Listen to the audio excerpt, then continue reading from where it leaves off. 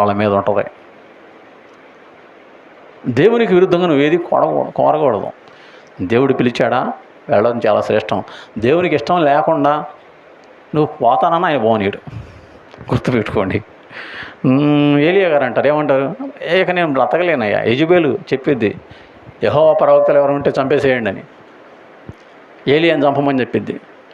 ఏలియా ప్రాణభయంతో వెళ్తూ ఉంటాడు. దేవదూత ఆహారం ఏలియాకి ఇచ్చి ఏలియాని బలపరుస్తాడు. ఏలియా ఆహారం తిని 40 దినాలు ప్రయాణం చేసి ఒక గుహలోకి వెళ్తాడు. దేవుని మాట ఏమైంది తెలియలే ఏలియాకి. తెలిస్తే ఏలియా చేయడానికి సిద్ధంగా ఉంటాడు. కానీ తెలియకపోవటం వల్ల దేవదూత ఆహారం ఇచ్చాడు, నేను తిన్నాను కరెక్టే, 40 దినాలు నడిచాను కరెక్ట్. ఇప్పుడు నేనేం చేయాలా తెలియదు ఏలియాకి. కాబట్టి గుహలో ఉన్నాడు.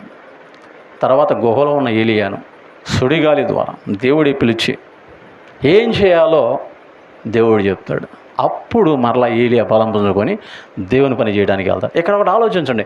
ఏలియా అన్నాడు, నా పితల కంటే నేను గొప్పవాడిని కాదయ్యా, నన్ను తీసుకో అన్నాడు ఏలియా. దేవుని ప్రార్థన చేశాడు.